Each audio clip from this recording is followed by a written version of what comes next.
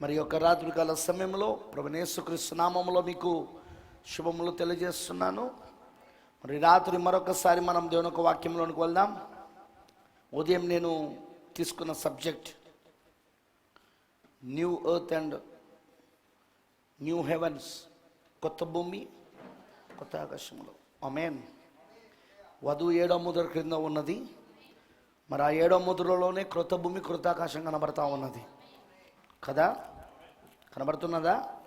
ఆ 7వ ముద్రలోనే క్రొత్త భూమి క్రొత్త ఆకాశం కనబడుతున్నది. Just I want go once again. ఆ సబ్జెక్ట్లో ఇంకొంచెం కొన్ని భాగాలు ఉన్నాయి, నేను చెప్పాలనుకుంటున్నాయి. దాన్ని నేను నెక్స్ట్ వీక్స్లో కూడా దీన్ని తీసుకుంటాను. ఇంకొంచెం ముందుకు వెళ్దాం, ఇంకొంచెం లోతుకి వెళ్దాం, ఓకేనా? కానీ మీకు ఇది అర్థమైందా? 7 రోజులు, 8వ రోజు, 7వ రోజు అంటే 1000 పరిపాలన, 8వ రోజు అంటే మళ్ళీ వారము మొదటి రోజు, అనగా తిరిగి ఏదోను తోటకొచ్చుట. ఇప్పుడు మనం పొందుకున్న వర్తమానం 7వ రోజు వర్తమానం కాదు, ఎందుకంటే అది పెంతెకోస్తు వర్తమానం. అది 7వ రోజు వర్తమానం ఏంటిది? పెంతెకోస్తు వర్తమానం, అవునా? మొదటిది నీటి వర్తమానము, నీటి బాప్తిస్మం భూమికి జరిగింది, అదే నీతికరణ వర్తమానం, అదే మార్టిన్ లూథర్ వర్తమానం. తర్వాత రెండవది రక్తం యొక్క బాప్తిస్మం భూమికి, అదే శుద్ధీకరణ వర్తమానం, జాన్ వెస్లీ వర్తమానం. మూడవది భూమికి ఇప్పుడు అగ్ని బాప్తిస్మము, అవునా? ఇది అగ్ని బాప్తిస్మం, 1000 పరిపాలన కోసం సిద్ధపరచబడడానికి అగ్ని బాప్తిస్మము. వింటున్నారా? అదే పెంతెకోస్తుల వారి యొక్క వర్తమానం. మరియు అదే పరిశుద్ధాత్మ బాప్తిస్మం, పెంతెకోస్తు వర్తమానం. ఏది? అజూసా వీధిలో మొదలైనది. అది పొందుకున్నప్పుడు పాపం తీసేయబడతలేదు, కానీ పాపం కంట్రోల్ చేయబడుతున్నది. హోలీ గోస్ట్ పరిశుద్ధాత్మ మనలో ఉన్న పాపాన్ని కంట్రోల్ చేస్తున్నది. 1000 పరిపాలనలో కూడా అంతే, పాపం కంట్రోల్ చేయబడుతుంది. అపవాది బంధించబడతాడు 1000 ఏళ్ళు. వింటున్నారా? కంట్రోల్ చేయబడతాడు వాడు.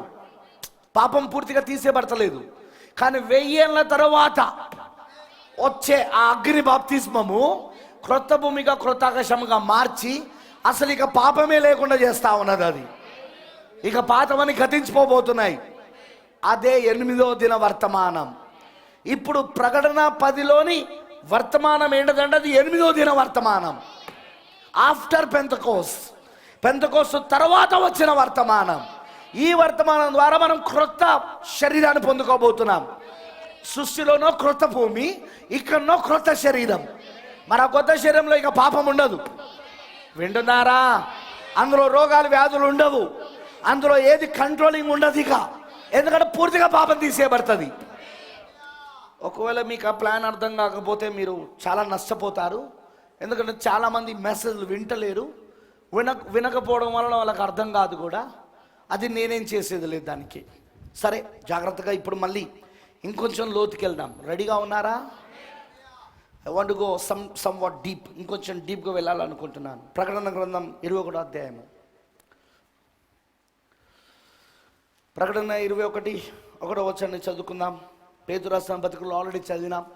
ఈ భూమి దేని కొరకు ఎదురు చూస్తుందంటే అగ్ని బాప్తిస్మం కొరకు. 9వ దినాల్లో నీటి మూలముగా బాప్తిస్మం పొందుకున్నది, కానీ పాపం తీసేయబడలేదు, ఓకేనా? నెక్స్ట్ రక్తము మూలముగా బాప్తిస్మం పొందుకున్నది యేసుక్రీస్తు రాకడలో, ఆయన పాపం తీసేయబడలేదు. అర్థమైందా? మళ్ళీ పాపం వచ్చింది. తర్వాత పెంతెకోస్తుల ద్వారా వస్తున్న పరిశుద్ధాత్మ అగ్ని బాప్తిస్మము, అప్పుడు కూడా పాపం తీసేయబడదు, కొత్త భూమిగా మారదు. కేవలము 1000 పరిపాలన కోసము శుద్ధి చేయబడుతుంది. 1000 పరిపాలన కోసం, 1000 పరిపాలన తర్వాత ఇది కొత్త భూమి కొత్త ఆకాశంగా మారుతుంది. అదే ప్రకటన 10లోని దూత వర్తమానం. ఆమేన్. న్యూ బాడీ, క్రొత్త శరీరం మనకి ఇవ్వబడుతున్నది. ఆమేన్ అంటారా? కానీ ఈ శరీరంలో మనం పరిశుద్ధాత్మను పొందుకొని ఉన్నాం. అందుకే మనలో ఉన్న ఎమోషన్స్, ఉద్రేకాలు, కోరికలు అన్ని పరిశుద్ధాత్మ కంట్రోల్ చేస్తున్నాడు. ఇంకా పాప స్వభావం పోలేదు మనలో. పోయిందా? పోలేదు, కానీ కంట్రోల్ చేయబడుతుంది. సేమ్ 1000 పరిపాలన కూడా అంతే. పాపం మొత్తం తీసేయబడదు అక్కడ, కానీ కంట్రోల్ చేయబడతా ఉంటుంది. కానీ కొత్త భూమి కొత్త ఆకాశంలో ఏది 21వ అధ్యాయంలో ఇకను పాపం ఉండదు అందులో, ఇకను రోగం ఉండదు అందులో, ఇకను వ్యాధి ఉండదు అక్కడ. మీకు అర్థమవుతుందా? అదే 8వ దిన వర్తమానం, అదే 7వ ముద్ర వర్తమానం, అదే ప్రకటన 10 వర్తమానం. అక్కడ దాకా చెప్పినా నేను పొద్దున. ఇంకొంచెం ముందుకు వెళ్దాం. ఓకే, ప్రకటన 21.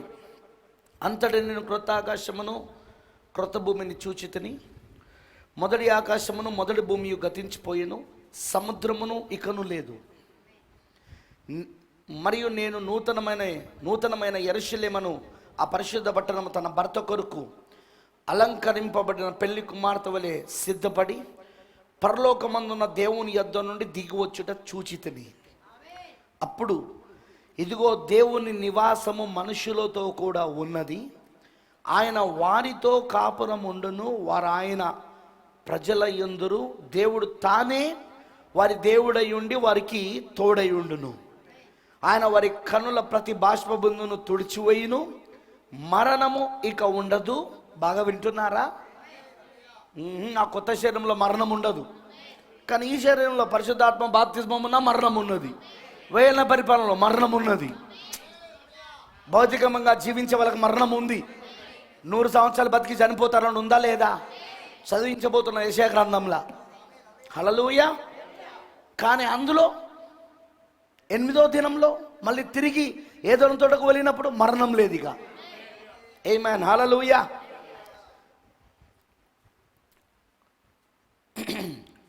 ఆయన వారి కనుల ప్రతి బాష్పబిందును తుడిచివే. 4వ వచనం, మరణం ఇక ఉండదు, దుఃఖమైనను ఏడుపైనను వేదన ఇక ఉండదు. మొదటి సంగతులు అనగా 1000 ఏళ్ల పరిపాలన, మొదటి భూమి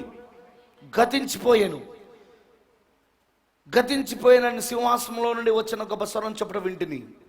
అప్పుడు సింహాసనాసుడై ఉన్నవాడు, ఇదిగో సమస్తమును నూతనమైనవిగా చేయుచున్నానని చెప్పెను. మరి ఈ మాటలు నమ్మకమును నిజమునై ఉన్నవి గనుక రాయమని ఆయన నాతో చెప్పుచున్నాడు. ఆమేన్, హల్లెలూయా.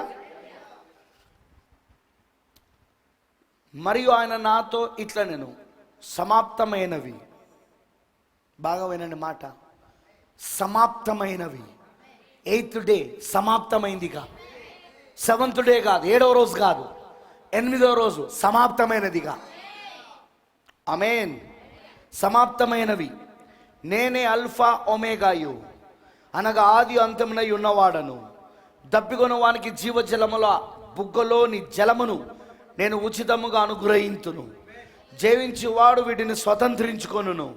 నేను అతనికి దేవుడనై ఉండును, అతడు నాకు కుమారుడై ఉండును.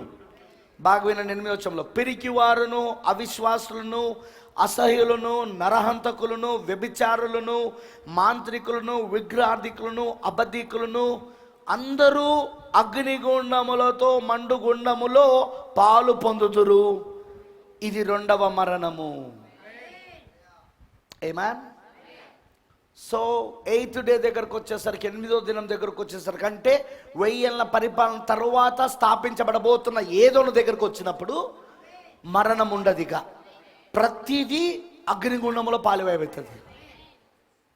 ఇప్పుడు మనం పొందుకున్న వర్తమానం 7వ దినం కోసం కాదు, 8వ దినం కోసం. క్రొత్త శరీరం.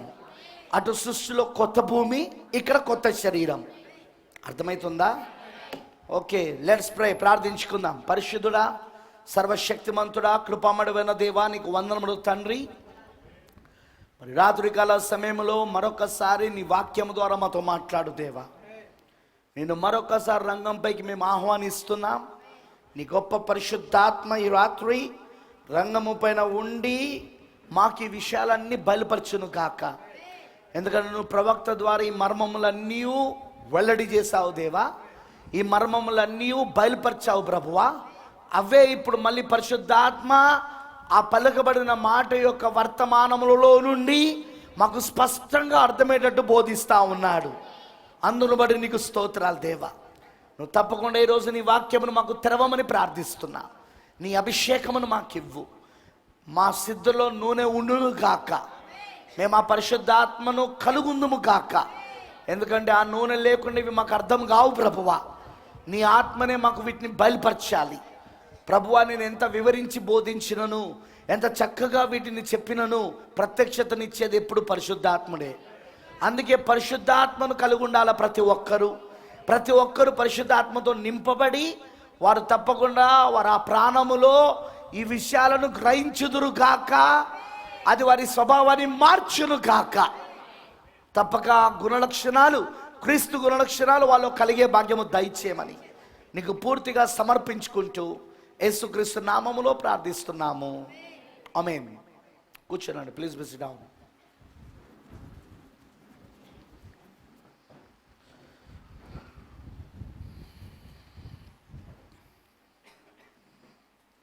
Just I want to go to one small quotation in the message. వర్తమానంలో నేను ఒక చిన్న కొటేషన్ని నేను చదవగొడుతున్నాను. రెడీగా ఉన్నారా? ఆమేన్. వెరీ ఇంపార్టెంట్ కొటేషన్, చాలా ప్రాముఖ్యమైనది. 7th seal లో చెప్పాడు ఆయన. 7th seal లో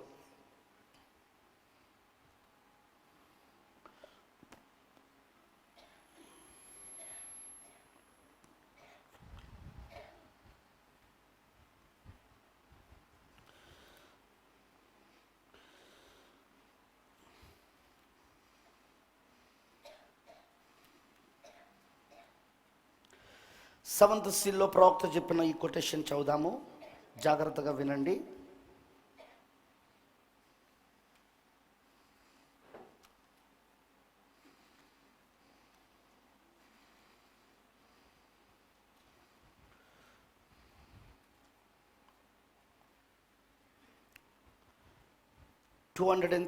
పారాగ్రాఫ్, 231 పారాగ్రాఫ్. 7th seal 7వ ముద్ర, 7వ ముద్రలో 231 పారాగ్రాఫ్. నేను ఇంగ్లీష్లో చదువుతూ తెలుగులో చదువుతాను. We must remember that this seventh seal is the end of time of all things. ఈ ఏడవ ముద్ర సకల కార్యముల యొక్క ముగింపు సమయమని మనము గుర్తించుకొనవలెను. ఈ 7వ ముద్ర సకల కార్యముల యొక్క ముగింపు సమయమని గుర్తుంచుకొనవలెను. బ్రతుబానం అంటాడు, ఈవెన్ ద 7th day, 7వ దినం, అది కూడా 1000 ఏళ్ల పరిపాలన కూడా సమయమై ఉన్నది. ఎంతమంది తెలుసు అది? 1000 ఏళ్ళు అంటే సమయమేగా, కాలం అన్నట్టేగా. నిత్యత్వానికి కాలం ఉండదు. 1000 ఏళ్ళు, 2000, 3000, 4000 అని ఉండదు. నిత్యత్వానికి ఎప్పుడు ప్రజెంట్ టెన్స్, నేడు అని ఉంటుంది అంతే. వర్తమానం అన్నమాట. నిన్న ఉండదు, రేపు ఉండదు నిత్యత్వానికి, అవునా కాదా? కానీ కాలానికి నిన్నుంటుంది, రేపు ఉంటుంది, నేడు ఉంటుంది, మరియు కాలం అనేది ఉంటుంది అక్కడ. ఇప్పుడు ప్రవక్త 7వ ముద్రలో ఏమంటున్నాడంటే, ఈ 7వ ముద్ర సకల కార్యముల యొక్క ముగింపు సమయమని మనం గుర్తుంచుకోవాలను. హల్లెలూయా. అర్థమైంది అందరికీ? దట్స్ రైట్, అది నిజము, అది సరియే. 7 ముద్రల గ్రంథంలో రాయబడిన కార్యములు ముద్రింపబడి జగత్తు పునాది వేయబడక ముందే ఆ విమోచన పథకము అవన్నీయును ప్రతిదియు ముగింపబడును. మరలా చదువుతున్న ఈ మాట, 7 ముద్రల గ్రంథములో రాయబడిన కార్యములు ముద్రింపబడి జగత్తు పునాది వేయబడక ముందే ఆ విమోచన పథకము అవన్నీ ప్రతిదీని ముగించబడును. ఈ క్రొత్త భూమి, క్రొత్త ఆకాశం దగ్గరకు వచ్చేసరికి ఇక విమోచన పథకం ముగించబడుతున్నది. 7వ ముద్ర ఏంటిది? విమోచన పథకం. అదేగా నేను చెప్పుకుంటూ వచ్చేది. What is 7th seal? 7వ ముద్ర ఏంటిది? విమోచన పథకం. ఇప్పుడు విమోచన పథకం ఎక్కడ ముగించబడుతుంది? 1000 ఏళ్ల పరిపాలన కాదు. 1000 ఏళ్ల పరిపాలన దాటుకున్న తర్వాత మరలా స్థాపించబడుతున్న ఏదోను, మరలా తిరిగి ఏదోను తోట రావడం, ఎప్పుడైతే తిరిగి మళ్ళీ ఏదోను వస్తున్నదో, తిరిగి ఈ భూమి ఏదోను వలె మారిపోతున్నదో, దేవుని ఏదోను వలె, ఇప్పుడు ఇది సాతాను ఏదోను వలె ఉన్నది. అందుకే దీనికి అగ్ని బాప్తిజం కావాలి. ఆమేనంటారా? ఆ అగ్ని బాప్తిజం ద్వారా ఇది శుద్ధీకరణ పొందుకోవాలి. అగ్ని బాప్తిజం ద్వారా ఇది నూతనపరచబడాలి. ఆమేన్. ఫస్ట్ వేల పరిపాలన కోసం, ఆ తర్వాత క్రొత్త భూమి క్రొత్త ఆకాశంగా మారడానికి. హల్లెలూయా. మీకు అర్థమైందని చెప్పింది. ఇప్పుడు ఆ క్రొత్త భూమి క్రొత్త ఆకాశం ఏంటిదో కాదు, కానీ పాతవన్నీ గతించిపోయినాయి. ఇక పాతవన్నీ గతించిపోయినాయి అంటే మళ్ళీ నువ్వు తిరిగి ఇప్పుడు ఏదో తోటకు వెళ్ళినావు. ఇప్పుడు you have started first day. నువ్వు ఇప్పుడు మొదటి దినమును ప్రారంభించావు. ఇక ఏదైతే మొదటి దినము నుండి ఇప్పుడు 7వ దినంకి వచ్చామో, 7వ దినం తర్వాత మళ్ళీ 8వ దినం అంటే మళ్ళీ మొదటి దినం వారంలో, అంటే తిరిగి నువ్వు ఏదో తోటకు రావడం అయి ఉన్నది. ఈ 7వ ముద్ర ఏంటిదట అంటే ఆ విమోచన పథకం అంతా పూర్తి అయిపోయి మళ్ళీ తిరిగి నువ్వు ఏదో తోటకు రావడం. That is the 7th seal. అదే 7వ ముద్ర. ఆమేన్. హల్లెలూయా. అర్థమైంది అందరికీ? జగత్తు పునాది వేయబడక ముందే ఆ విమోచన పథకం అవన్నీ ప్రతిదీ ముగింపబడును, సమాప్తమైనవి. చదివినామా మనం? ఏమంటున్నాడు? సమాప్తమైనవిగా, ఫినిష్డ్. మొత్తం విమోచన పథకం అంతా అమలు చేయబడ్డది. ఇక అమలు చేయాల్సింది ఏం లేదు. ఇక ఆ విమోచన పథకం అమలు చేయడం వలన వచ్చిన ఫలితమే మళ్ళీ ఏదో తోట. ఈసారి కడపటి క్రీస్తు, కడపటి ఆదామైన క్రీస్తు, కడపటి అవ్వైన శ్రీమతి యేసుక్రీస్తు ఏదోను తోటలో కలిసి కాపురం ఉండబోతా ఉన్నారు. ఇక మరణం ఉండదు అక్కడ, దుఃఖము వేదన ఉండదు అక్కడ. ఇక ఓయ్ వింటున్నారా? కానీ వేయన పరిపాలన ఉంటుంది, కానీ ఇక్కడ ఉండదు. 8వ రోజున ఉండదు, 7వ రోజున ఉంటుంది వేయన పరిపాలన. 7వ రోజు ఒక దినము 1000 సంవత్సరాలతో సమానము. అవునా? 7వ రోజున ఉంటుంది, కానీ 8వ రోజున ఉండదు. దుఃఖం ఉండదు, వేదన ఉండదు. హల్లెలూయా. ఎందుకంటే సమస్తం ముగించబడుతున్నదిగా. బాగా వినండి. అదియే అంతము. అవన్నీ ప్రతిదీ ముగింపబడును, అదే అంతము. సతమతం అవుచున్న ప్రపంచమునకు అదే అంతము. Struggling world. ఇంగ్లీష్లో ఏం వాడాడంటే స్ట్రగ్లింగ్ వరల్డ్ అంటే అర్థం ఏంటంటే ప్రపంచం ఎప్పుడు పోరాడుతూనే ఉన్నది. పోరాడతలేదా? పోరాటంలో ఉన్న మనం కూడా, సృష్టి కూడా పోరాటంలో ఉంది. ప్రతిదీ పోరాటంలో ఉన్నది. ఈ సతమతం అవుచున్న లేదా పోరాడుచున్న ఈ ప్రపంచమునకు అంతమిక ఎక్కడ? కొత్త భూమి కొత్త ఆకాశం దగ్గర. పాతవన్నీ గతించిపోయినాయి. ఇక ఆ గతించిపోయినవనే దానిలోనే ఇప్పుడు ఇవన్నీ అంతమైపోతాయి. ఇక ఆమేన్. హల్లెలూయా. 8వ దినములు అన్ని గతించిపోతున్నాయి. ఇక సతమతం అవుచున్న ప్రపంచమునకు అంతమది. ఆ 8వ దినమే 7వ ముద్ర, ద 7th seal, 7వ ముద్ర. వింటున్నారా? ఇప్పుడు సతమతం అవుచున్న ప్రపంచం అంతయు దానికి అదే అంతము. సతమతం అవుచున్న సృష్టికి అదే అంతము. సృష్టి కూడా ఇప్పుడు పోరాడుతుందా లేదా? కానీ దానికి కూడా ఇప్పుడు అంతం కాబోతున్నదిగా. ఆ పోరాటం దానికి కూడా ముగించబడబోతున్నదిగా. ఎందుకు? ఇది నూతన సృష్టిగా మారబోతున్నది, ఇది క్రొత్త భూమిగా మారబోతున్నది. మనం ఎలా క్రొత్త శరీరాన్ని పొందుకుంటున్నామో, ఈ శరీరంలో ఉన్నంతసేపు పోరాటక తప్పదు. ఈ రక్త మాంస శరీరంలో ఉన్నంతసేపు పోరాడక తప్పదు. మనం ఎంత పరిశుద్ధాత్మతో నింపబడ్డా మనలో 2 ఉన్నాయి. ఒకటి పాపము ఉన్నది, రెండవది పరిశుద్ధాత్మ ఉన్నది. పరిశుద్ధాత్మ ఏం చేస్తున్నాడంటే మనలో ఉన్న పాపాన్ని కంట్రోల్ చేస్తూ ఉన్నాడు. అందుకే కొన్నిసార్లు మనం పడిపోతూ ఉంటాం, కొన్నిసార్లు మనము వెనక జారిపోతుంటాం లోకంలోకి. మళ్ళీ పరిశుద్ధాత్మ లేపుతూ ఉంటాడు. నీతిమంతుడు 7 మార్లు పడిపోయినను మరలా తిరిగి లేపబడతాడు. ఎందుకంటే మనం సతమతం అవుచున్న దాంట్లో ఉన్నాం, అంటే పోరాటంలో ఉన్నాం, మనం పోరాడుతున్నాం, మనం స్ట్రగ్లింగ్. కానీ అక్కడ లేదు. ఎక్కడ? 8వ దినమున అవన్నిటికీ ముగింపది. అదంతా అంతం. ఇక విమోచన పథకం అంతా పూర్తి అయిపోయింది. ఇప్పుడు కాలే, ఇంకా అప్పుడు పూర్తి అయిపోతుంది. అందుకే బలిష్ఠుడైన దూత వర్తమానం ఏంటంటే మనల్ని అక్కడ తీసుకెళ్లేది, అది ఆ కొత్త శరీరం ఇచ్చేది కాదు. ఇక్కడనో కొత్త భూమి, అక్కడనో కొత్త శరీరం. మానవుడికో కొత్త శరీరము, ఆమేన్. భూమికో కొత్త భూమి. ఇదిగా దీనికి కూడా ఇక పోరాటం ఆగిపోతుంది. ఇక సృష్టి కూడా పోరాటం ఆగిపోతుంది. ఎలాగైతే మనం కొత్త శరీరంలోకి వెళ్తే మన పోరాటం ఆగిపోతుందో, ఇప్పుడు మనం పరిశుద్ధాత్మను కలుగునను ఈ శరీరంలో పోరాడుతున్నాం. పౌలు గారు చెప్పినట్టు మనలో 2 నియమాలు ఉన్నాయి. పాపపు నియమం కూడా ఉంది మన లోపట. ఉందా లేదా చెప్పండి.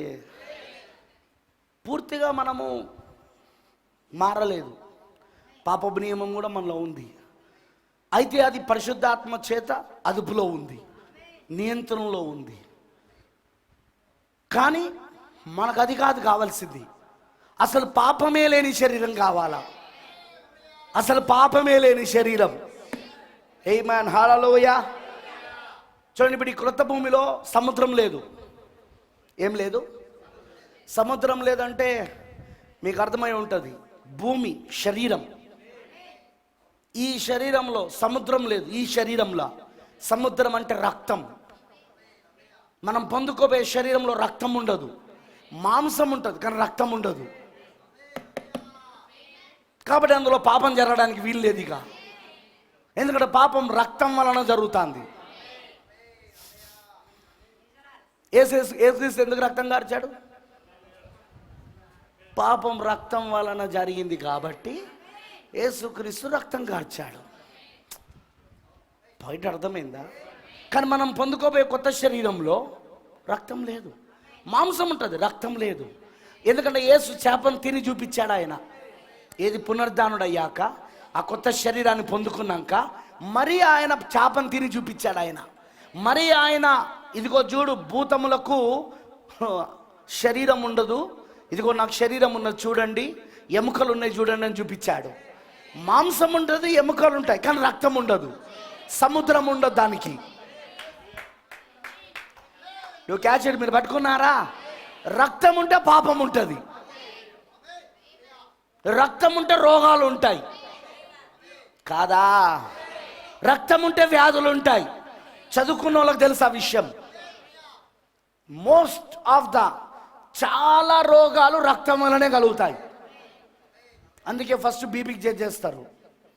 ఏం చెక్ చేస్తారు అంటే నీ రక్తపోటు ఎట్లుంది. బీపీ అంటే ఏంటిది? బ్లడ్ ప్రెషర్ అంటే ఏంటిది? రక్తపోటు. ఫస్ట్ అది చెక్ చేస్తారు.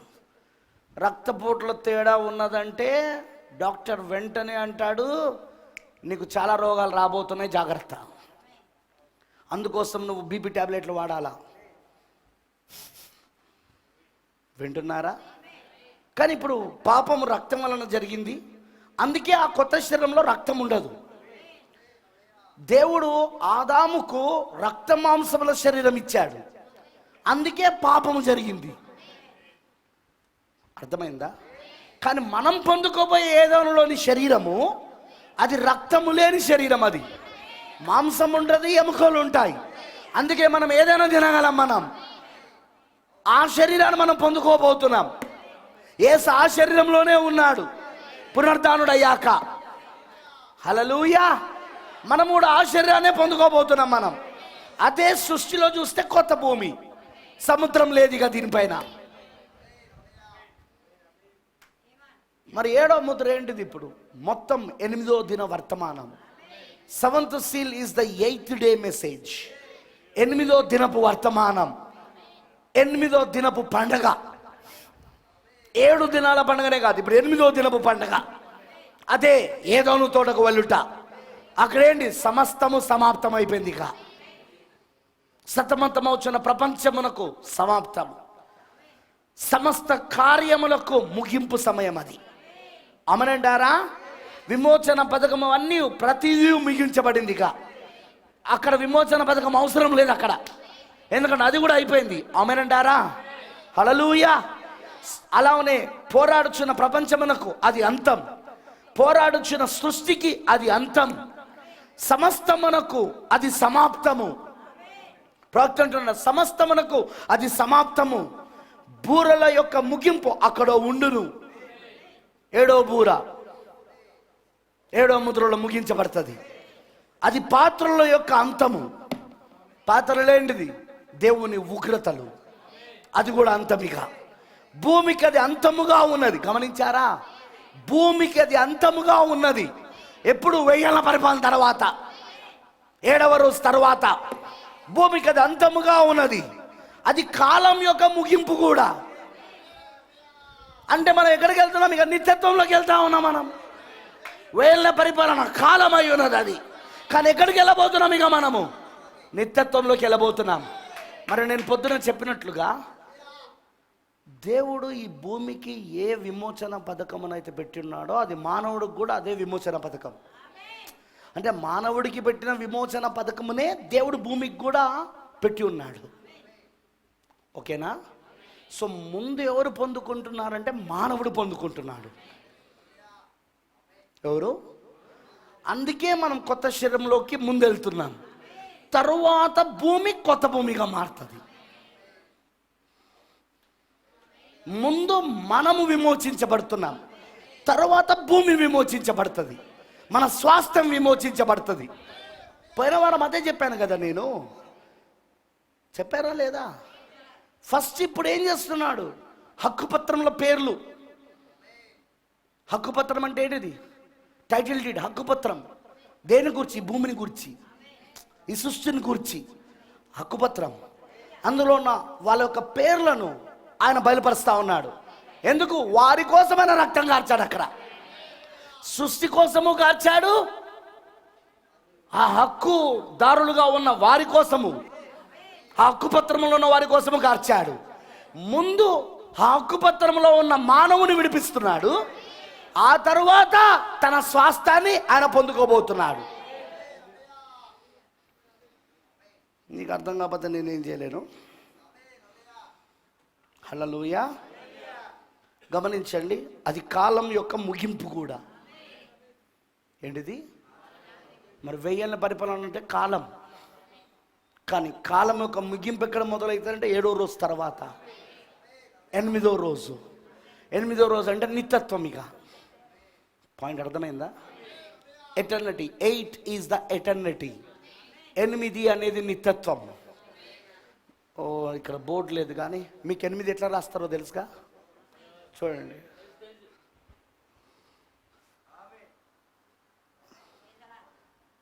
ఎనిమిదికి ముగింపు లేదు తెలుసా? స్టార్టింగ్ పాయింట్ ఎండింగ్ పాయింట్ లేదు 8కి. తెలియదా? 8 ఎట్లా రాస్తారు? అంకెలు తెలియదా? అంకలు తెలియదా? 8 ఎట్లా రాస్తారు? ఇట్లా. దీనికి మొదటి స్టార్టింగ్ పాయింట్ కానీ ఎండింగ్ పాయింట్ కానీ లేదు. అర్థమైందా? అందుకే ఆయన అన్నాడు, నేనే ఆల్ఫా ఒమేగా అయి ఉన్నాను. హల్లెలూయా. లేదు, 8 అంటే నిత్యత్వం లేదనమాట. Circle, second 2 circles. ఒకసారి దాని మీద కూడా చెప్తా. మనం ఇప్పుడు సెకండ్ సర్కిల్లో ఉన్నాం. ఫస్ట్ సర్కిల్ కాదు, ఇప్పుడు సెకండ్ సర్కిల్లో ఉన్నాం. 2 సర్కిల్స్ కలిపితే 8. మరి సర్కిల్ ఏమంటారు తెలుగులా? వృత్తం. రైట్. వృత్తమునకు స్టార్టింగ్ పాయింట్ ఉండదు, ఎండింగ్ పాయింట్ ఉండదు. మ్యాథ్స్ చదివిన వాళ్ళు చెప్పండి రా బాబు. వృత్తమునకు మొదటి స్టార్టింగ్ పాయింట్ ఉండదు, ఎండింగ్ పాయింట్. వృత్తములో ఎప్పుడూ అది తిరుగుతూనే ఉంటుంది. అది 2 వృత్తములు కలిస్తే 8. అంతేనా? 2 వృత్తములు కలిస్తే 8. అంతేనా? మనం ఇప్పుడు బ్రదబానం ఏమని చెప్పాడంటే, we are in the second cycle. మనం ఇప్పుడు 2వ వృత్తములో ఉన్నామన్నాడు ఆయన. మొదటి వృత్తము నుండి ఇప్పుడు మనం 2వ వృత్తంలోకి వచ్చాము. ఇప్పుడు ఆ 2వ వృత్తములో ఇప్పుడు ఏమవుతుందంటే నిత్యత్వంలోకి వెళ్ళిపోతాను. ఇక అదే 8వ రోజు అయ్యి ఉన్నది. టైం, సమయం లేదు ఇక దాంట్లో. ఆ వృత్తంలో, ఆ 2వ వృత్తంలో సమయం లేదు ఇక. పాయింట్ అర్థమైందా? 232వ పారాగ్రాఫ్ 7వ ముద్రలో కాలం అనున్నది ముగింపబడును.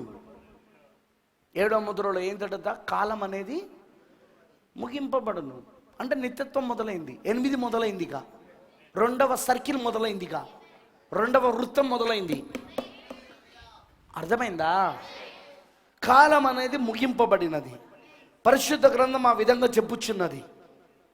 ప్రకటన 7వ అధ్యాయం 10వ అధ్యాయము మరియు 1 నుండి 7 వరకు కాలము అంతమగుచున్నది. దూత చెప్పాను, ఇక సమయం అనేదే ఉండదు కానీ. ఏది? ప్రకటన 10వ అధ్యాయం 7వ వచనంలా ఇక సమయం అనేదే ఉండదు కానీ. అది ఎప్పుడు? ఈ గొప్ప కార్యము ఈ జరుగు దినములలో. హల్లెలూయా. సమయం అనేది ఉండదు అనేది ఎప్పుడు? ఈ గొప్ప కార్యము జరుగు దినములలో. ఆమేనంటారా? ఈ సమయములో 233 ఈ సమయములో సమస్తమును 7వ ముద్ర ముగింపులో సమాప్తమగును. గమనించండి, అది సంఘకాల పంతమగును, అది 7వ ముద్ర యొక్క ముగింపు, అది బూరెల యొక్క ముగింపు, అది పాత్రల యొక్క ముగింపు, మరి 1000 ఏళ్ల పరిపాలన యొక్క ప్రారంభము కూడాను. అదంతయు 7వ ముద్రలో ఉన్నది. ఎవ్రీథింగ్ 7వ ముద్రలో ఇవన్నీ ఉన్నాయి. 1000 ఏళ్ల పరిపాలన కూడా, మరి 1000 ఏళ్ల పరిపాలనలో కూడా తర్వాత కూడా మరలా ఏదోను స్థాపించబడడానికి భూమి క్రొత్త భూమిగా మారినప్పుడు, క్రొత్త ఆకాశంగా మారినప్పుడు అగ్ని బాప్తిస్మం ద్వారా, హల్లెలూయా, అప్పటికే మానవుడు క్రొత్త శరీరంలో ఉన్నాడు, వధువు క్రొత్త శరీరంలో ఉన్నది. ఇప్పుడు స్వాస్థ్యము కూడా క్రొత్తదిగా మారిందిగా. వాళ్ళిద్దరూ కలిసి కాపురం ఉండడమే క్రొత్త ఆకాశం క్రొత్త భూమిలో జరగబోయే కార్యం. అదే 8వ దినం, అదే 2వ సర్కిల్, అదే 2వ వృత్తం. అది దానికి ఆది లేదు, అంతం లేదు. ఇక 1000 ఏళ్ల పరిపాలనకు ఆది ఉన్నది, అంతం ఉన్నది. 1000 ఏళ్ల పరిపాలనకు ఆది ఉన్నది, అంతం ఉన్నది. కానీ నిత్యత్వానికి ఆది లేదు, అంతం లేదు. ఇప్పుడు ఈ క్రొత్త భూమి క్రొత్త ఆకాశం అని మాట్లాడుతున్నది దేనికోసం అంటే దానికోసమే. ఇంకొంచెం వివరణ పోదాం. రెడీగా ఉన్నారా? యెషయా గ్రంథము. I love it. రోజు రోజు వాక్యం పైన ప్రేమ పెరుగుతుంది.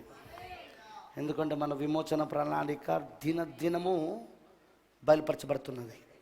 7వ దూత వర్తమానంలో నుండి దేవుడు దాన్ని ఇంకెక్కువగా మనకు విషదపరుస్తున్నాడు, బయలుపరుస్తున్నాడు. ఇవన్నీ స్పోకెన్ వర్డ్లో ఉన్నాయి, ఇవన్నీ పలకమైన మాటలో ఉన్నాయి ఆల్రెడీ. కానీ ఇప్పుడు పరిశుద్ధాత్మ మన కళ్ళు తెరిచి, మన కంటిని అభిషేకించి, ఆ పక్షిరాజు కళ్ళను అభిషేకించి ఈ కార్యాలు ఇప్పుడు చూసినట్లు చేస్తున్నాడు. ఎందుకు? మనం ఇప్పుడు ఆ కార్యాలు పొందుకునే సమయం వచ్చేసిందిగా, ఆ వాగ్దానాలు మన జీవితంలో నెరవేర్పు జరిగే సమయం వచ్చేసిందిగా. అందుకే దేవుడు వాటిని ఇస్తా ఉన్నాడు ఇప్పుడు మనకు. ఓకే, చాప్టర్ 65, యెషయా గ్రంథం 65వ అధ్యాయము 17వ వచనం.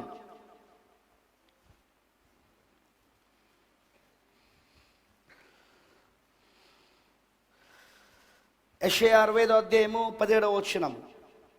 ఇదిగో నేను క్రొత్త ఆకాశమును క్రొత్త భూమిని సృజించుచున్నాను, మునుపటివి మరవబడును, జ్ఞాపమునకు రావు. నేను సృజించుచున్న దాని గూర్చి మీరు ఎల్లప్పుడూ హర్షించి ఆనందించుడి. నిశ్చయముగా నేను యెరూషలేమును ఆనందకరమైన స్థలముగాను ఆమె ప్రజలను హర్షించు వారిగాను సృజించుచున్నాను. యెరూషలేం, నూతన యెరూషలేం, రైట్?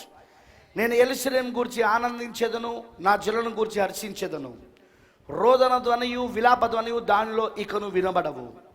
అక్కడ ఇకను కొద్ది దినములే బ్రతుకు శిశువులు ఉండరు, కాలము నిండని ముసలివారు ఉండరు, బాలురు 100 సంవత్సరములు వయసు గలవారే చనిపోదురు, పాపాత్ముడై శాపగ్రస్తుడగు వాడు సైతము 100 సంవత్సరములు బ్రతుకును.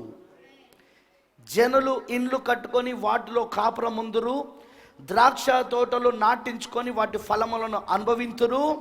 వారు కట్టుకున్న ఇండ్లలో వేరొకరు కాపురముండరు, వారు నాటుకున్న వాటిని వేరొకరు అనుభవించరు. నా జనులు ఆయుష్యము వృక్షాయుష్యమంతా, అంటే 1000 సంవత్సరాలు వృక్షాయుష్యమంత అగును. నేను ఏర్పరచుకున్న వారు తాము చేసుకున్న దాని ఫలమును పూర్తిగా అనుభవించుదురు. వారు వృధాగా ప్రయాసపడరు, ఆకస్మికముగా కలుగు అపాయము నొందుటకై పిల్లలను కనరు. వారి యెహోవా చేత ఆస్వాదించబడిన వారు అగుదురు, వారి సంతానపు వారు వారి యొద్దనే ఉందురు. వారికి ఇలాగు జరుగును, వారు వేడుక మునుపు నేను ఉత్తరం ఇచ్చేదను, వారు మనవి చేయుచుండగా నేను ఆలకించెదను. తోడేళ్లను గొర్రె పిల్లలను కలిసి మేయును, సింహము ఎద్దు వలె గడ్డి తినును, సర్పమునకు మన్ను ఆహారమగును, నా పరిశుద్ధ పర్వతంలో అవి హాని అయినను నాశనమైనను చేయకుండాను అని యెహోవా సెలవిచ్చుచున్నాడు. ఇది 1000 ఏళ్ల పరిపాలన కోసం. మర్చిపోదు, ఇది 1000 ఏళ్ల పరిపాలన. ఈ 1000 ఏళ్ల పరిపాలనలో కూడా అగ్ని చేత ఈ భూమి శుద్ధి చేయబడుతుంది, అర్మగిద్దోను యుద్ధంలా. అర్థమైందా? 1000 ఏళ్ల పరిపాలనలో కూడా ఇది క్రొత్త భూమిగా, క్రొత్త ఆకాశంగా మారుతుంది, కానీ పూర్తిగా పాపం తీసేయబడదు. అర్థమైందా? అందుకే పాపాత్ములు కూడా ఉంటారు, కానీ కంట్రోల్, వాళ్ళు పాపం చేయకుండా అదుపులో ఉంటుంది. జస్ట్ లైక్ ఎలాగంటే అజూసా వీధిలో పడిన పరిశుద్ధాత్మ బాప్తిజమం లాగా, పెంతెకోస్తు ఒక వర్తమానం పరిశుద్ధాత్మ బాప్తిజమం లాగా.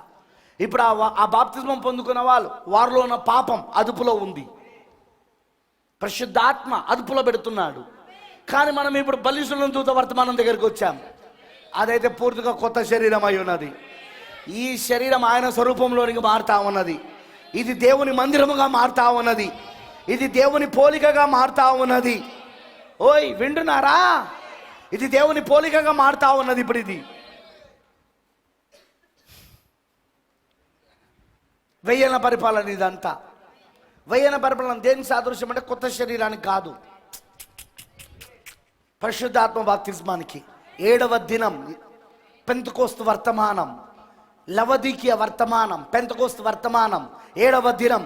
కానీ ప్రకటన 10లో వచ్చిన ఆ 7వ ముద్ర వర్తమానం అది 8వ దినం వర్తమానం. అది క్రొత్త శరీరం. అదిగా మరలా 1000 ఏళ్ల పరిపాలన తర్వాత మరలా స్థాపించబడబోయే ఏదో నది. అర్థమైందా? ఇప్పుడు 7వ ముద్ర, ఇప్పుడు 1000 ఏళ్ల పరిపాలన కూడా 7వ ముద్రని 1000 ఏళ్ల పరిపాలన తర్వాత స్థాపించబడబోతున్నా, వింటున్నారా? స్థాపించబడబోతున్నా ఆ నూతన ఆ క్రొత్త భూమి ఏదైతే ఉంటుందో, ఆ యొక్క ఏదోనుతో ఏదైతే ఉంటుందో అది కూడా 7వ ముద్ర కిందకు వస్తా ఉన్నది. అంటే విమోచన పథకం అంతా పూర్తిగా అమలు చేయబడ్డదిగా, ఫినిష్డ్, సమాప్తమైందిగా. కానీ ఇక్కడ మనం చూస్తే 1000 ఏళ్ల పరిపాలన 65వ అధ్యాయంలో ఇక్కడ కూడా కొత్త భూమి, కొత్త ఆకాశం. ఎందుకు? దేవుడు అగ్ని చేత శుద్ధి చేస్తాడు 1000 ఏళ్ల పరిపాలన కోసం. అయినా ఇంకా పాపం ఉంటుంది. అందుకే అక్కడ శాపగ్రస్తులు ఉంటారు, పాపాత్ములు ఉంటారు, కానీ కంట్రోల్. వాళ్ళు పాపం చేయలేరు.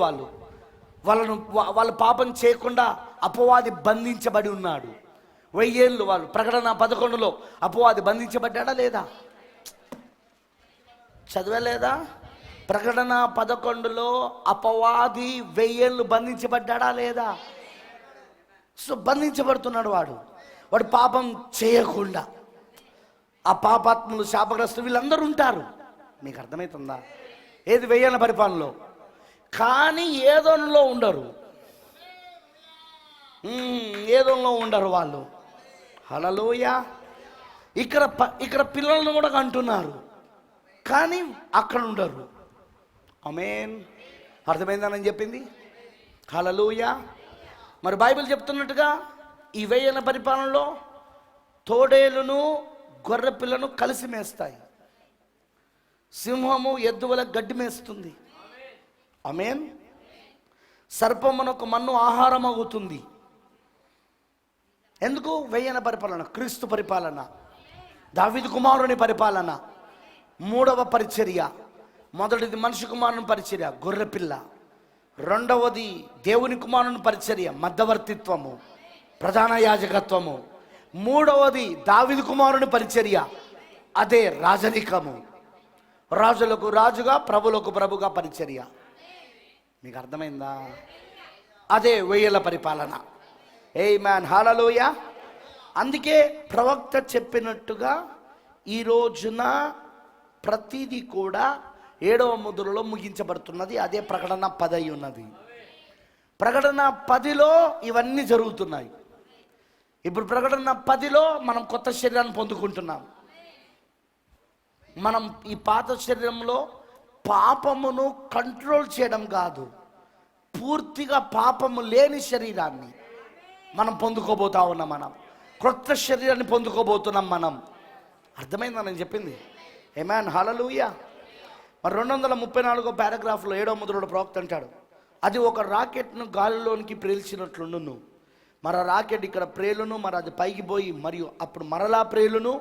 అది 5 నక్షత్రములను బయటికి వదులును. ఆ నక్షత్రంలో ఒకటి ప్రేలి మరియు దానిలో నుండి 5 నక్షత్రములు బయటికి వదులును. చూడండి, అది చివరికి కనబడకుండా పోవును.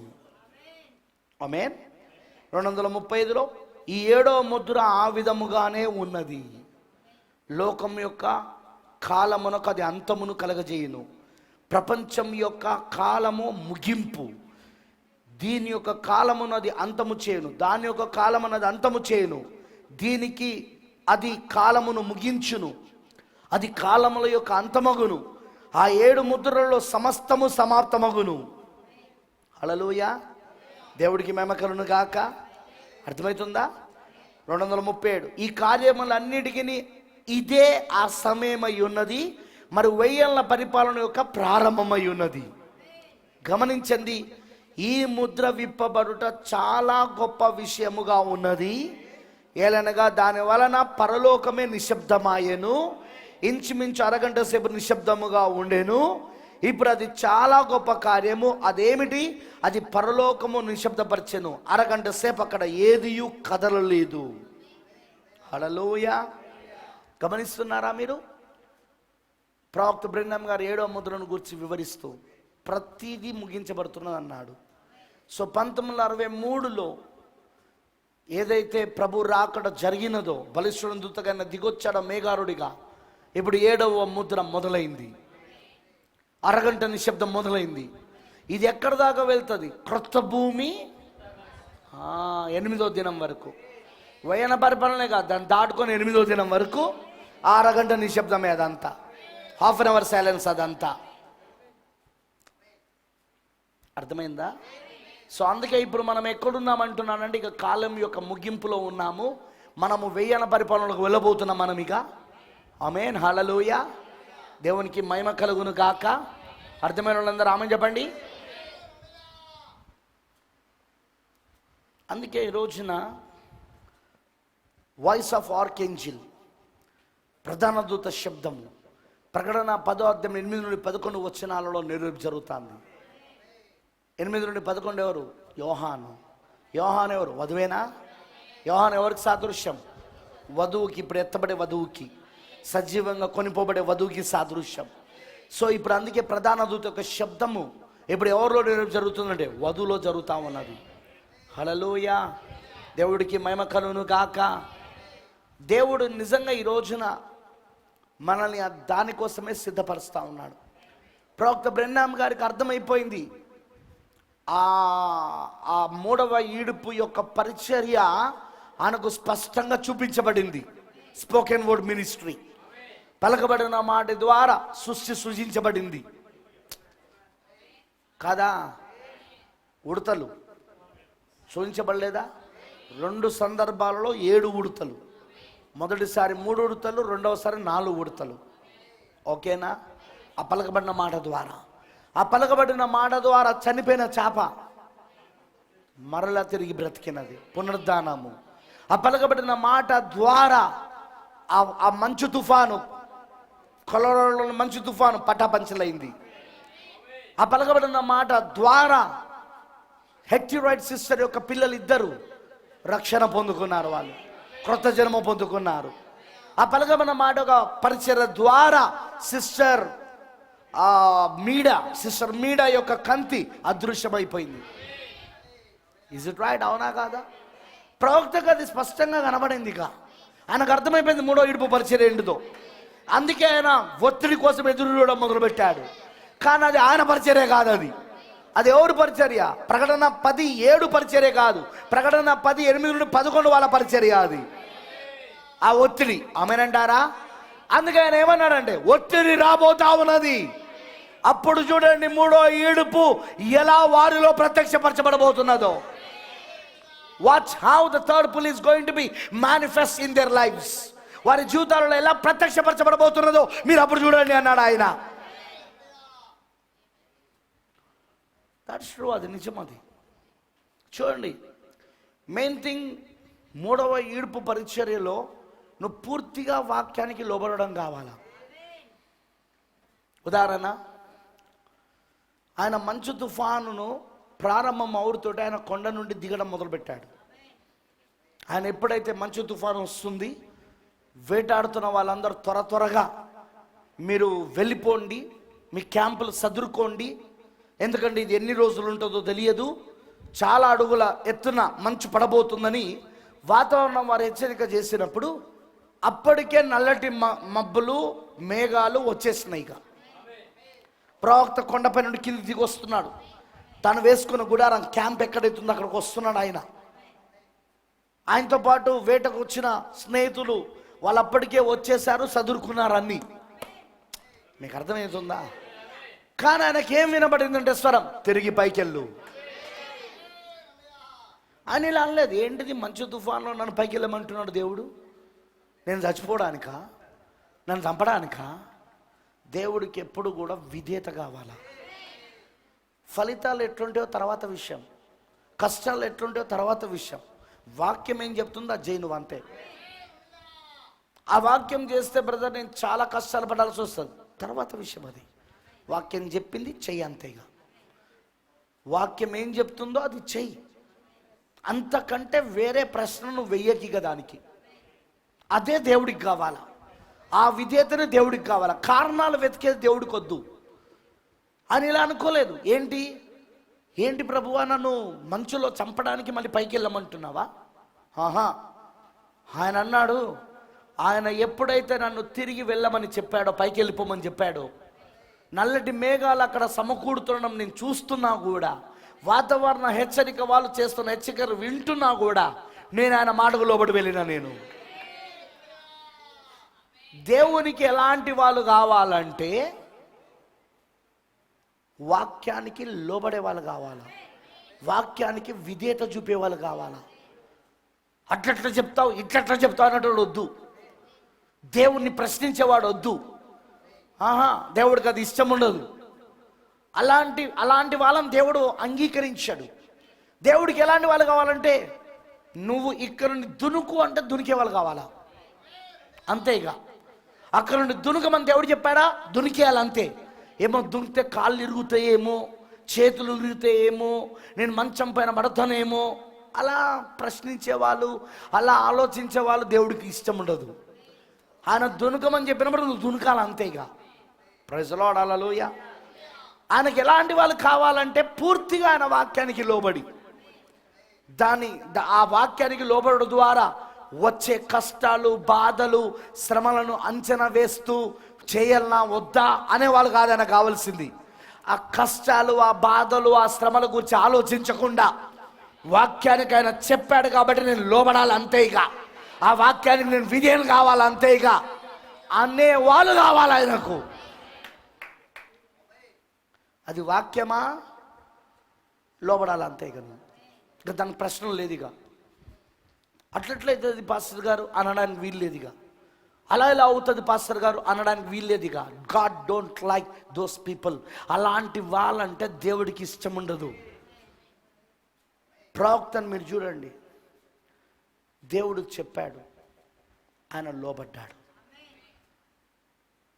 ప్రవక్త అంటున్నాడు, ఆయన పైకి వెళ్తూ ఉంటే అప్పటికే నల్లటి మేఘాలు పూర్తిగా కమ్ముకొని ఉన్నాయి, పూర్తిగా వచ్చేసినాయిగా.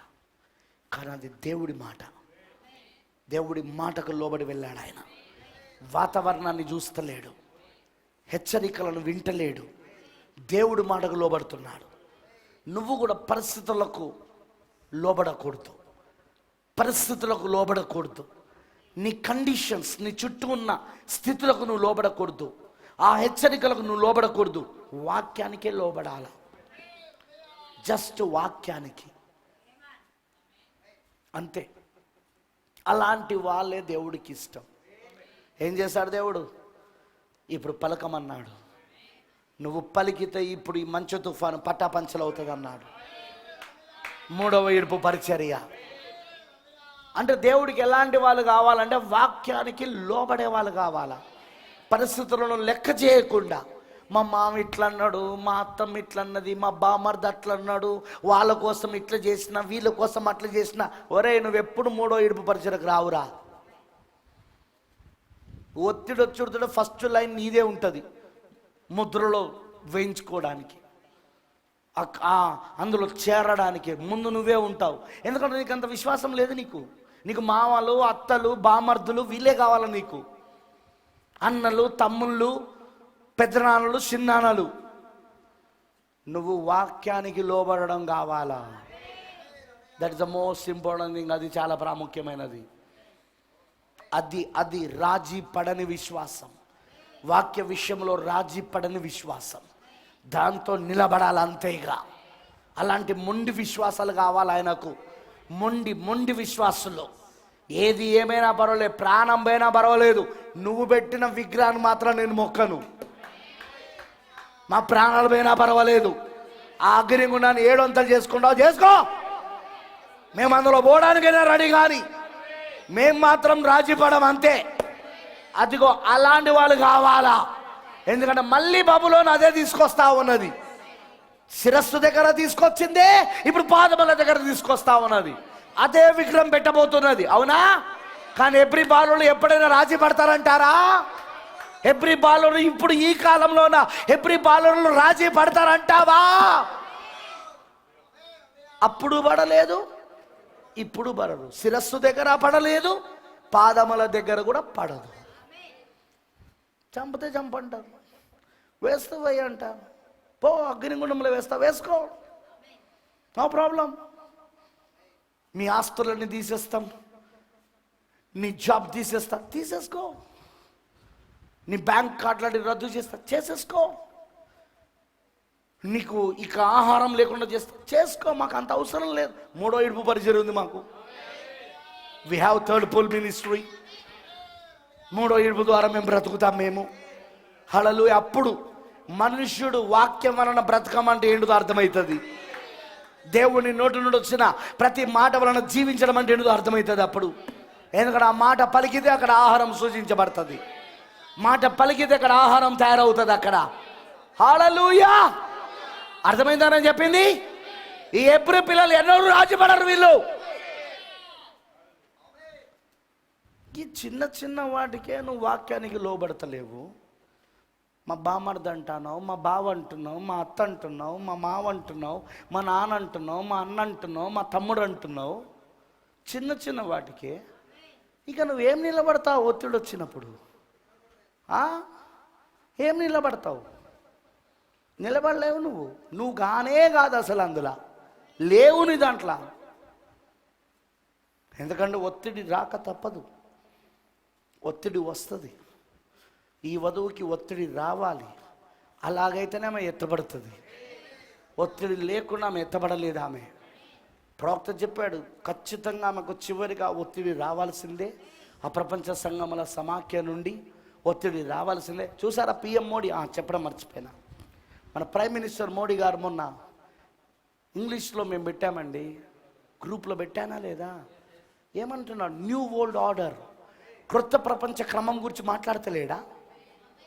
దాంట్లో మనం కీలక పాత్ర పోషించబోతున్నామని మోడీ సీక్రెట్ ఎజెండాను బయట పెట్టినా లేదా? అప్పుడు రెండో ప్రపంచ యుద్ధం అనంతరం ఎలాగైతే ఉన్నదో ఇప్పుడు మళ్ళీ అదే స్థితి వచ్చిందని అన్నాడా లేదా? చెప్తున్నాను, వింటున్నారా మీరు? ఇప్పుడు ఈ మహమ్మారి తర్వాత, ఈ కోవిడ్-19 తర్వాత ఇప్పుడు పరిస్థితులన్నీ మారిపోయినాయి. అన్ని కొత్త ప్రపంచం యొక్క క్రమంలోనికి వెళ్తున్నాయి. న్యూ వరల్డ్ ఆర్డర్ వచ్చేసింది అని చెప్తున్నాడా లేదా మన పిఎం, మన ప్రైమ్ మినిస్టర్ ఇచ్చిన స్టేట్మెంట్ అది. బ్రదర్, సిస్టర్, ప్రతిదీ అక్కడికే వెళ్తున్నది. ఇప్పుడు నువ్వు పూర్తిగా దేవుని వాక్యానికి లోబడాలి, వాక్యముగా మారాలి. లోబడితే మారుతావు, విధేయత చూపిస్తే మారుతావు. నువ్వు వాక్యానికి విధేయత చూపిస్తా, వాక్యము నీలో శరీరధార అవుతుంది, ఆ వాక్యం నీలో రక్తమాంసములు అవుతుంది. ఒకవేళ నువ్వు వాక్యానికి విధేయత చూపించకపోతే అది కాదు. అది ఈ లైఫ్ ఏదైతే ఇప్పుడు ఉన్నావో అది పనికిరాని లైఫ్, అది పనికిరాని జీవితం. అది ఇప్పటి వరకే, ఈ సమయం వరకే అది. కానీ అసలు ఏదైనా వచ్చినప్పుడు ఈ లైఫ్ పనిచేయదు ఆ సమయంలో. ఆమేన్, హల్లెలూయా. దేవునికి మహిమ కలుగును గాక. చూడండి, బైబిల్ చెప్తున్నట్లుగా ఈ రోజున ఆ 3వ ఈడ్పు పరిచర్య, పలకమైన మాట పరిచర్య వధువుకి జరుగుతున్నప్పుడు, పెళ్లి కుమార్తెకు జరుగుతున్నప్పుడు సామాన్యతలో జరుగుతూ ఉంటుంది. ఏమన్నాడు ప్రవక్త? 10 బిలియన్ల టన్నుల ఈగలను సృజించగలరు వారిలో ఒక్కొక్కరు. వారు దేనినంటే దానిని కోయగలరు, దేనినంటే దాన్ని. తప్పిపోయిన అవయములు సృజించబడతాయి ఆ సమయంలో. కానీ అది సామాన్యతలో జరుగుతూ ఉంటుంది. పబ్లిక్ షో కాదు అది, బహిరంగ ప్రదర్శనలు కావవి. వింటున్నారా? అది వధువులో జరుగుతూ ఉంటుంది. అది సామాన్యతలు. ఎలాగైతే పెద్ద పెద్ద కార్యాలు నిశ్శబ్దంలో జరుగుతూ ఉంటాయి. ఉదాహరణ, ఒక బకెట్ నీళ్ళు కావాలంటే పంపులో నుండి మనం బయట తీయాలంటే, భూమిలో నుండి తీయాలంటే ఎంత శబ్దం జరుగుతూ ఉంటుంది. అది ఆ బోర్ శబ్దం. కానీ దేవుడు రోజు కొన్ని లక్షల టన్నుల నీళ్లను సూర్యుని యొక్క కాంతి ద్వారా ఆయన ఆవిరి చేస్తూ ఉన్నాడు. ఏమైనా శబ్దం వినబడతా ఉన్నదా? సముద్రంలో నా నీళ్ళన్నీ ఏమవుతున్నాయి? ఆవిరైతూనే లేవా? కొన్ని లక్షల టన్నుల నీళ్లు. కానీ చిన్న శబ్దమైన వినబడుతుందా? సామాన్యతలో జరిగిపోతూ ఉన్నది. నిశ్శబ్దంలో అవన్నీ జరిగిపోతూ ఉన్నాయి కాదా? ఈ దేవుని యొక్క పెద్ద పెద్ద కార్యాలు, గొప్ప గొప్ప కార్యాలను అలానే ఉంటాయి. చూడండి, సూర్యుని యొక్క కాంతి ద్వారా ఈరోజు ఈ ప్లాంట్ లైఫ్ అంటే ఈ వృక్షం యొక్క జీవితం బ్రతుకుతుంది. అవునా? విత్తనాలకు మొలకెత్తిచ్చే శక్తి సూర్యుని కాంతికి ఉన్నది. అలానే ఉన్న చెట్లకు ఆహారమును తయారు చేసేది సూర్యకాంతి ద్వారానే. కానీ అవన్నీ అన్ని ఎన్ని కోట్ల చెట్లు ఉన్నాయో ప్రపంచంలో, వాటన్నిటికీ ఆహారం ఆ సూర్యకాంతి ద్వారా వస్తున్నది. మరియు ఎన్ని విత్తనాలు, కోట్ల విత్తనాలు మొలకెత్తుతున్నాయో అవన్నీ సూర్యకాంతి ద్వారా వస్తూ ఉన్నాయి. చాలా సామాన్యతలో జరుగుతున్నది, నిశ్శబ్దంలో జరుగుతూ ఉన్నది. పెద్ద పెద్ద కార్యాలన్నీ కూడా దేవునివి చాలా సైలెన్స్గా, నిశ్శబ్దంగా జరుగుతున్నాయి. ఇప్పుడు వధువుది కూడా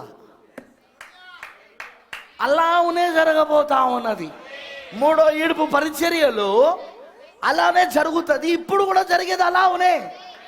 నువ్వు వాక్య రూపంలోనికి మారుతున్నావు అని ఎవరికి తెలుసు? నువ్వు గోల చేస్తలేవు యూట్యూబ్లో, నేను మారిపోయినా అర్థలేవు నువ్వు. కానీ నీకు తెలుసు, నీ జీవితం డిజైన్ చేసిన వాడు ఆయన ఎలాగూ డిజైన్ చేశాడంటే, ప్రతి శోధన నేను వాక్య రూపంలోనికి మార్చడానికి, ప్రతి పరీక్ష నేను వాక్య రూపంలోనికి మార్చడానికి. శోధనలు, పరీక్షలు ఎందుకు వస్తాయి? వాక్య రూపంలోకి మార్చడానికి. నువ్వు ఇంకా దేవునికి దగ్గర అవ్వడానికి, ఇంకా నువ్వు దేవుని స్వరూపంలోనికి మారడానికి, ఇంకెక్కువ వాగ్దానాలను నమ్మడానికి, ఇంకెక్కువ వాగ్దానాలు నీలో నెరవేర్పు జరగడానికి. దేవుడు ఆ శోధనలను, ఆ శ్రమలను, ఆ పరీక్షలను, వాటన్నిటిని దేవుడు ఏం చేస్తూ ఉంటాడంటే, విశ్వాస జీవితానికి, ఏర్పాట్లో ఉన్న వారి జీవితానికి ఆయన ముందుగానే డిజైన్ చేసి పెట్టాడు ఆయన. అందుకే పౌలు గారు అంటాడు, దేవుణ్ణి ప్రేమించు వారికి సమస్తము సమకూడి. ఫిలిప్ బ్రదర్, నిన్న జరిగింది నీ మేలు కొరికే. దాట్స్ ట్రూ, అది నిజం. అది నేను ఇంకా వాక్యానికి దగ్గరేటట్టు చేస్తుంది. అది ఎలానో నాకు తెలియదు, కానీ నీ లైఫ్ని డిజైన్ చేసిన వాడు ఆయన. మనం చాలాసార్లు అనుకున్నాం, ఏంటి నేను దేవునికి ఏమైనా వ్యతిరేకంగా ఉన్నానా, ఇన్ని శోధనలు వస్తున్నాయి. వ్యతిరేకంగా ఉన్నందుకు శోధనలు రావు సార్. శోధనలు, శ్రమలు, నిందలు, అవమానాలు ఎలా నువ్వు అవన్నీ పొందుకునేది వ్యతిరేకంగా ఉన్నది కాదు. అది క్రీస్తు స్వరూపంలోనికి మార్చడానికి, అది క్రీస్తు పోలికలోనికి నిన్ను మార్చడానికి. అది నిన్ను పరీక్షకు దేవుడు ఎందుకు అనుమతిస్తాడో తెలుసా? నువ్వు ఇంకెక్కువ వాక్య వాగ్దానం పైన ఆధారపడి, పూర్తిగా వాక్యానికి నువ్వు లోబడి, పూర్తిగా ఇక ఆ పరీక్షలో నువ్వు అంటావు, ప్రభువా ఈ పరీక్ష నాకు ఎందుకు వచ్చిందో తెలియదు, కానీ నేను మాత్రం ఇక నీ వాక్యానికి సమర్పించుకుంటున్నాయిగా, పూర్తిగా నీ వాక్యాన్ని నేను లోబడుతున్నాయిగా. ఇంకేమైనా నాలో నీకు ఇష్టం లేని ఉంటే ఇప్పుడు తీసిపోయిగా. అదే కావాలా దేవుడికి. నాలో ఆ పాపం ఉంటే తీసిపోయి, నాలో నీకు ఫలించని తీగలు ఉంటే తీసిపోయి, నాలో నీకు అయిష్టమైన గుణలక్షణాలు ఉంటే తీసివై. నాలో ఇంకా కాస్మస్ ఉంటే అంటే లోకం ఉంటే తీసివై. అదిగో ఆ ప్రార్థన నీ నోటి నుండి రావడానికి, నీ హృదయం నుండి రావడానికి, దేవుడు తనను తాను నీలో కుమ్మరించుకోవడానికి ఆయన ఆ శోధనలను, ఆ శ్రమలను, ఆ నిందలను, ఆ పరీక్షలను దేవుడు అనుమతిస్తూ ఉంటాడు. దాట్స్ వై ఆ కారణాన్ని బట్టే నువ్వు పూర్తిగా దేవునికి లోబడతా ఉంటావు. అర్థమైన వాళ్ళందరూ రామని చెప్పండి. నీకు అర్థమైందని చెప్పింది. బ్రదర్ నాకు శోధన వచ్చింది, ఇక నేను చర్చకు రాను, ఇక నేను బైబిల్ చదవను, అదే దుర్బీజం. అది దేవుని బీజం కాదు అది. అందుకే బైబిల్ చదవరు వాళ్ళు, ఇక వర్తమానాలు చదవరు వాళ్ళు, ఇక ప్రార్థన చేయరు వాళ్ళు, ఇక చర్చకు రారు ఇక వాళ్ళు. ఎందుకు?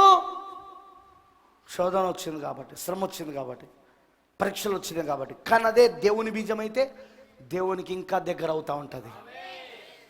ఈ శోధన వలన నేను ఇంకా దేవుడికి దగ్గర కావాలా, ఈ శ్రమల వలన ఇంకా నేను దేవునికి దగ్గర కావాలా, నేను ఇంకా ఆయనకు సమర్పించుకోవాల్సి ఉన్నది, నేను ఇంకా ఏదో ఒప్పుకోవలసి ఉన్నది ఆయన దగ్గర, నేను ఇంకా ఖాళీ చేయబడవలసి ఉన్నది, నాలో ప్రతి అణువణు ఆయన నింపబడాలా.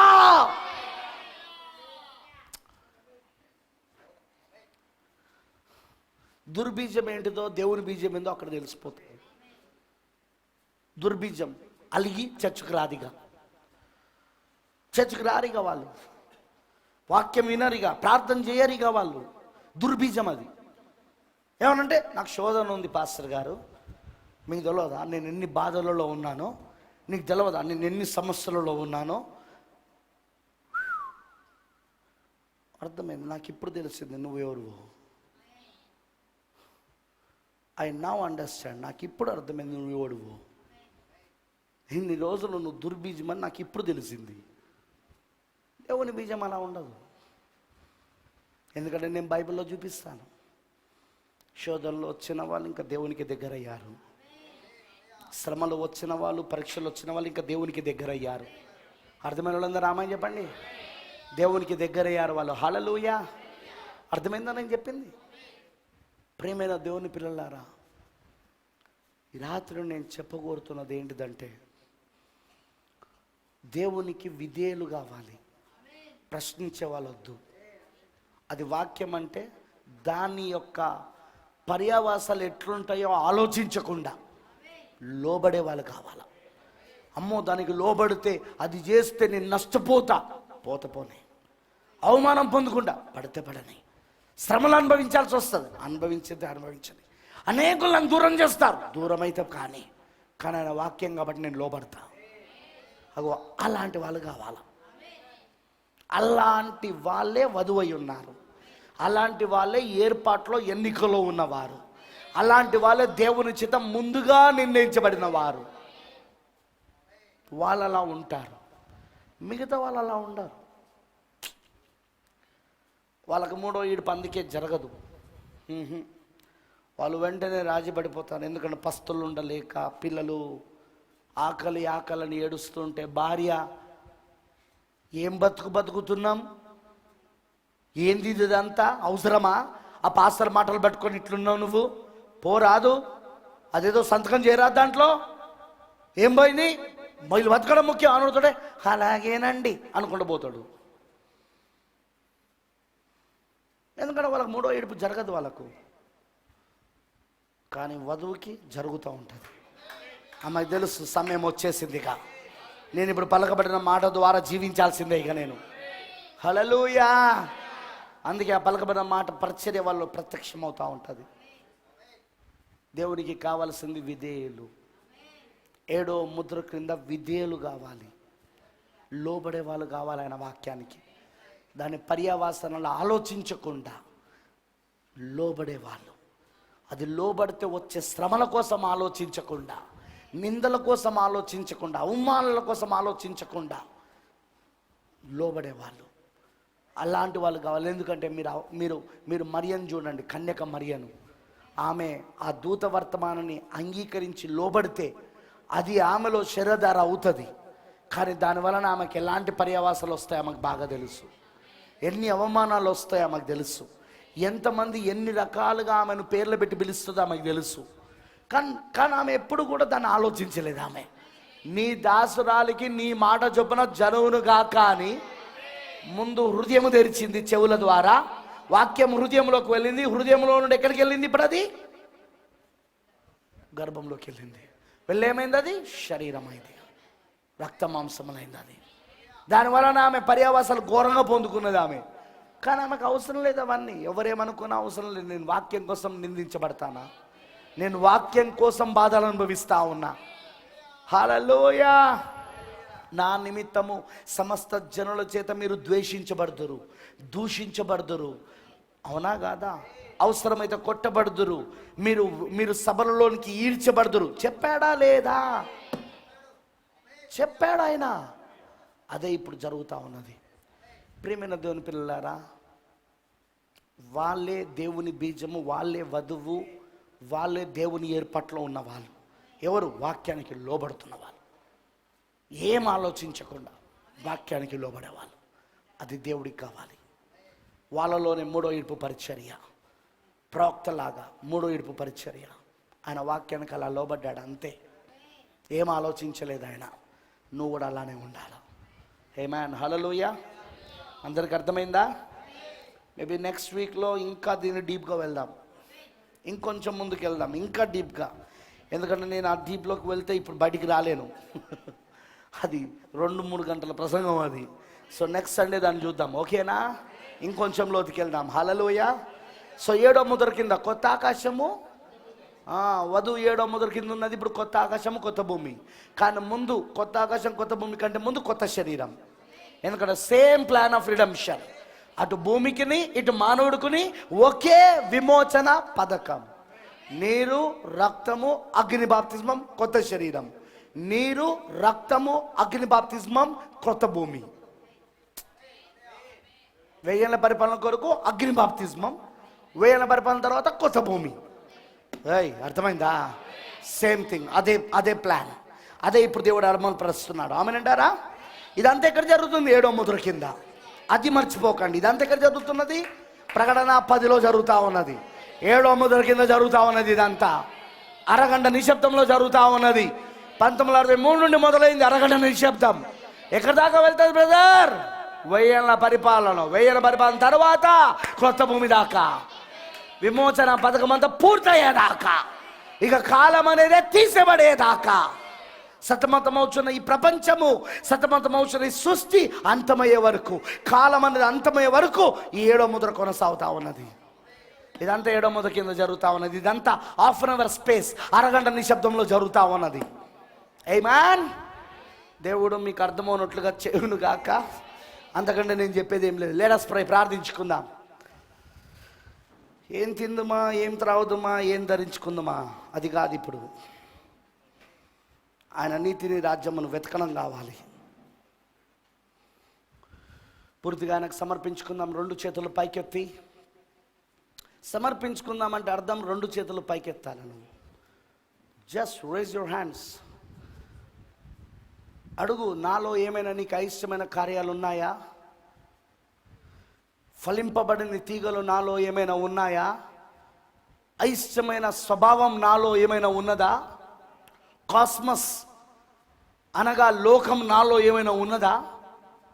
ఉంటే తీసివేయి ప్రభువా. అది నాలో నుండి ఖాళీ చేసి నిన్ను నువ్వు కుమ్మరించుకో. నువ్వు నాలోనికి వచ్చి కుమ్మరించు. నా అణువు నువ్వు ఉండాల ప్రభువా అని దేవుడికి సమర్పించుకో. ప్రార్థించుకుందాం. పరిశుద్ధుడా, సర్వశక్తిమంతుడా, కృపామయుడైన దేవానికి వందనాలు తండ్రి. నిన్న నేడు నిరంతరము ఒకటే రీతిగా ఉన్న మా యేసయ్య నీకు స్తోత్రములు. మరి రాత్రి మరొకసారి నీ కృపను మాకు ఇచ్చినందుకు స్తోత్రం. 7వ ముద్రను మాకు దినదినము తెరుస్తూ ఉన్నావు. ఆ 7వ దూత ద్వారా విప్పబడిన మర్మమంతయు ఇప్పుడు మాకు అర్థమవునట్లుగా తెరుస్తూ ఉన్నావు. ఆ ప్రత్యక్షతని ఇస్తూ ఉన్నావు నువ్వు మాకు అవన్నీ ప్రభువా స్పష్టమవుతున్నాయి. మాకు ఆ విమోచన పథకం అంతా అర్థమవుతున్నది. ఇప్పుడు అవన్నిటి బట్టి నీకు వందనాలు ప్రభువా. మాలో ఇప్పుడు ఏం జరుగుతుందో కూడా అర్థమవుతున్నది. మేమెందుకు వాక్యానికి లోబడుతున్నాము? అందరు మమ్మల్ని చూసి పిచ్చి వాళ్ళు అనుకుంటున్నారు. ఇంత పిచ్చి వాళ్ళు ఉంటారా వాక్యానికి లోబడడం అంటే? ఇంత పిచ్చి వాళ్ళ అనుకుంటున్నారు, కానీ వాళ్ళకి తెలియదు ప్రభువా మేము ఎందుకు వాక్యానికి లోబడుతున్నాము, అది ఎందుకు ప్రభువా, అది మాకు మాత్రమే అర్థమవుతా ఉన్నది, అది మాకు మాత్రమే బయలుపరచబడతా ఉన్నది. ప్రభువా మేమంతగా నీ వాక్యానికి లోబడే కృపనిస్తున్నాం. ఇంకా మాలో ఏమైనా అవిధేయత ఉంటే, మాలో ఇంకా ఏమైనా లోబడని జీవితం ఉంటే, కాస్మస్ ఉంటే ప్రభువా తీసివేయమని ప్రార్థిస్తున్నా. అది మాలో నుండి బయటికి వెళ్ళగొట్టు ప్రభువా. పూర్తిగా అణువు వెతుకు తండ్రి, మా హృదయం మొత్తం వెతుకు ప్రభువా. నీకు అయిష్టమైనవి ఏవి ఉన్నవి తీసివేయి, వాక్యానికి విరోధంగా ఉన్నవన్నీ తీసివేయి. పూర్తిగా మేము నీ వాక్యానికి లోబడుదుము కాక, పూర్తిగా నీవు మాలోనికి కుమ్మరించుకో ప్రభువా. మా హృదయం అంతటిలో నువ్వు కుమ్మరించుకొని మా హృదయంలో ఉండి మమ్మల్ని పరిపాలించు ప్రభువా. పూర్తిగా ఇప్పుడు నీవు మాలో కుమ్మరించుకొని నీ వాక్యం మాలో శరీరధార అయినప్పుడు ఈ శరీరం వాక్యంగా మారగలుగుతా ఉన్నది, పరలోక సంబంధిగా మారగలుగుతా ఉన్నది, దేవుని మందిరముగా మారగలుగుతా ఉన్నది. ఈ శరీరం అలా అవ్వగలుగుతా ఉన్నది ప్రభువా. అలా అవ్వాలని మేము ప్రార్థిస్తా ఉన్నా. అలా నువ్వు ప్రభువా నీ వధులో జరిగిస్తున్నందుకు స్తోత్రం. నీకు పూర్తిగా మేము సమర్పించుకుంటున్నాం దేవా. దీవించు, ఆస్వాదించు, బలపరచు. ఇంకా నీ కృపచేత మమ్మల్ని నడిపించమని సమర్పించుకుంటూ యేసుక్రీస్తు నామములో ప్రార్థిస్తున్నాము. ఆమేన్. God bless you all. దేవుడి మీద దీవించును గాక. ఆమేన్. రైట్.